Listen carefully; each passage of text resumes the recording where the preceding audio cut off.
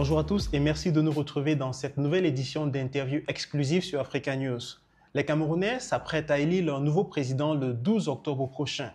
Sur la ligne de départ, un ancien ministre dont la démission a bouleversé l'échiquier politique du Cameroun. Monsieur Issa Chiroma Bakary, merci de nous recevoir pour cette interview. Merci beaucoup, je vous remercie. Alors, vous êtes le président national du FSNC, vous avez fait partie de plusieurs gouvernements et occupé plusieurs postes ministériels clés. Qu'est-ce qui vous a motivé à briguer la magistrature suprême? Bien, je suis d'abord, comme vous l'avez dit, président national du Front pour le salut national du Cameroun. C'est un parti politique. Et la vocation de tout parti politique, c'est la conquête du pouvoir.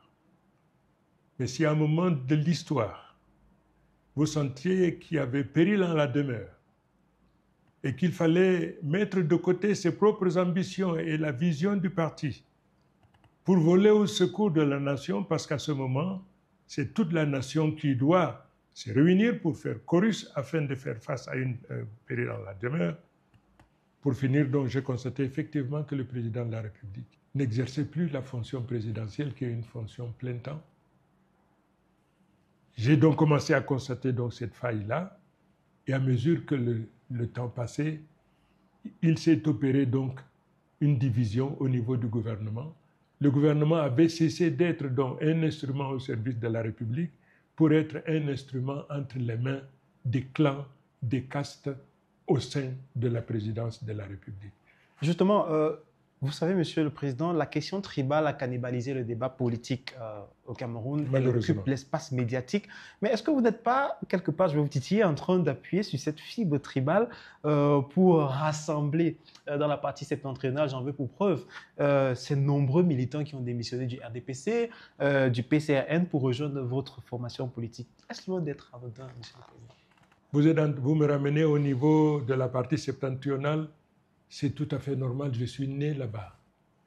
C'est là où on me connaît.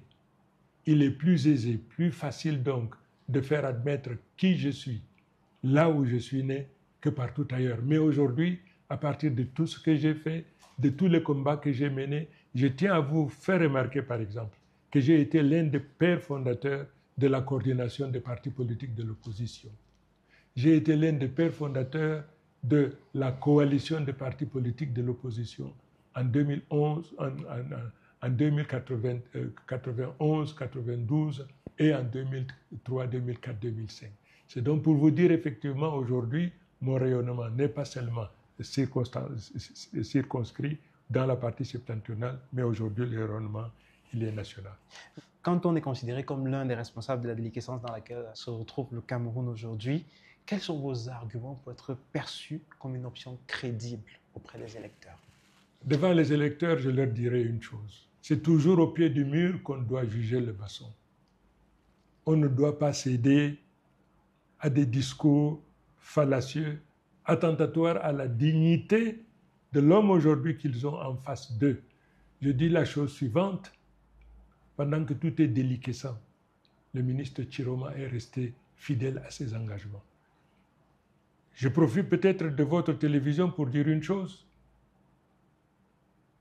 Je ferai la déclaration de mes biens en tant que candidat à l'élection présidentielle, chose réclamée par tout un chacun. Je commence par votre télévision pour dire qu'aujourd'hui, j'ai la maison où nous nous trouvons aujourd'hui, et puis j'ai ma maison à Garoua. Je n'ai rien d'autre nulle part ailleurs. Qu'on soit objectif, que Chiroma a fait ceci qui est extravagant et qui atteste de ce qu'il a été indélicat vis-à-vis de la gestion de la chose publique, ainsi de suite. Là, en ce moment, oui, on aura peut-être un début de preuve. Mais aujourd'hui, je défie quiconque de prouver que Chiroma a eu à distraire, par exemple, ainsi de suite. Monsieur le Président, il y a de nombreux Camerounais qui veulent un renouvellement total à la tête du pays. Et pour eux, battre Paul Biya passe par une coalition. Est-ce que vous pensez y arriver avec les autres candidats? Je rappelle que vous avez été choisi par la plateforme UPC comme le candidat consensuel de l'opposition. Pour la première fois de l'histoire de notre nation, de Kribi à Kousseri, des Camerounais de 4 coins de la République veulent le changement. Ils veulent le changement simplement parce qu'après 43 ans de règne, les Camerounais sont fatigués d'entendre et de voir le RDPC. Il faudrait d'abord que le résultat de cette élection soit un raz-de-marée. Et ce sera un raz-de-marée. Vous rapprochez ça à l'unité, à l'union de l'opposition. Mais de deux, ça c'est la première victoire. Et la deuxième victoire, c'est que le peuple doit protéger le résultat du vote tel qu'il est issu des urnes. Protéger ce vote-là. Alors, vous faites toujours un rapprochement avec l'union de l'opposition.